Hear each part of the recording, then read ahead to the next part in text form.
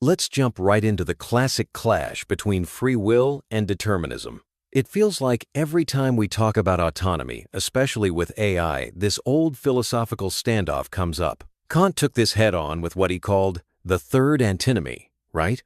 Exactly, and the wild part is, Kant saw free will and determinism as two sides locked in an endless tug-of-war. On one hand, everything seems to follow strict natural laws. But on the other, we have this sense that moral responsibility demands genuine freedom otherwise. How are we accountable for anything we do? Totally. And for Kant, the puzzle is that both sides seem rational on their own. He insisted this conflict was actually a kind of illusion, a pseudo-conflict.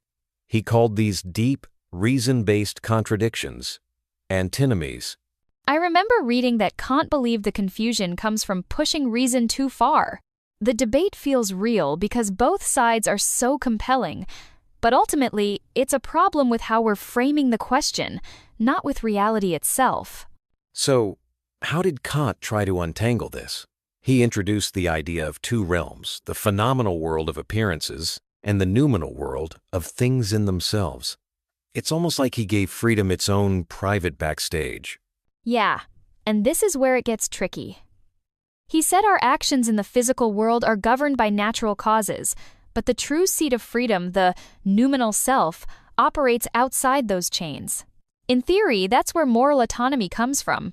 But then we run into that infamous explanatory gap. How does this noumenal self, which is supposed to be beyond experience, actually connect with what we do in real life? That's a question even Kant struggled with. That gap is honestly huge.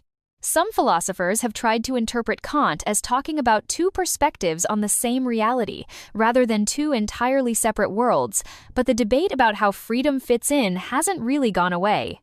That actually reminds me of Kant's take on moral responsibility. He thought autonomy wasn't just an abstract ideal, it was the necessary condition for being morally accountable. If our choices are determined, we can't be blamed or praised, right? Exactly, and for Kant, the key ingredient is rationality. It's reason that lets us step back from our instincts and act according to principles what he called the categorical imperative. That's how we legislate moral laws for ourselves. But here's the rub. Kant set the bar pretty high. Autonomy is only possible if our will isn't just reacting to experience, but is instead guided by these rational, universal rules. It's a powerful vision, but it's hard to map that onto, say, a machine. Or even onto all humans, honestly. Not everyone's decisions flow from some pure, rational principle. Still, Kant's framework really shapes how we think about autonomy both for people and, interestingly, for artificial agents.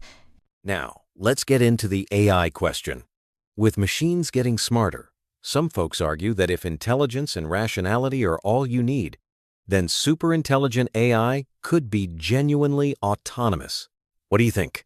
Well, it's tempting, especially when you see machines making complex decisions. But Kant would probably draw a hard line. For him, it's not just about processing power or clever algorithms.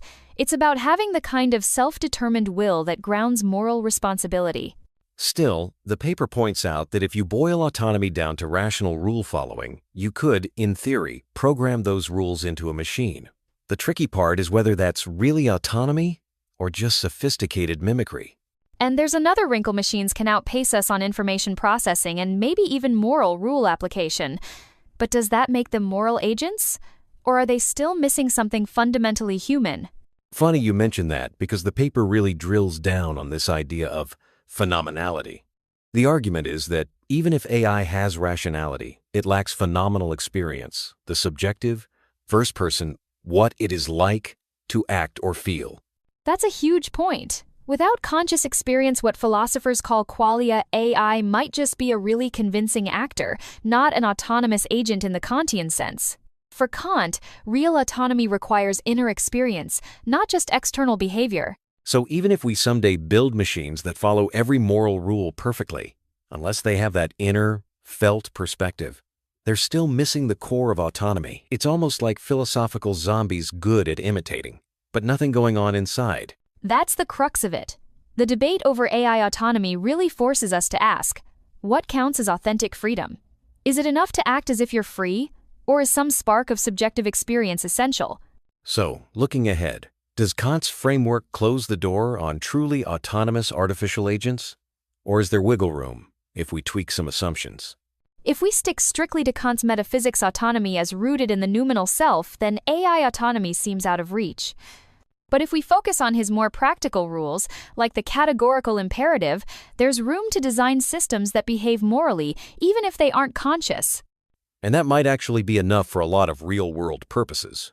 Maybe the challenge for the future isn't building machines with inner experience, but figuring out the boundaries of functional, responsible behavior. Exactly. The conversation's just getting started.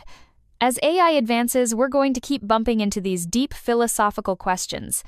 Kant gives us a powerful lens, but the story of autonomy, human or artificial, definitely isn't over yet.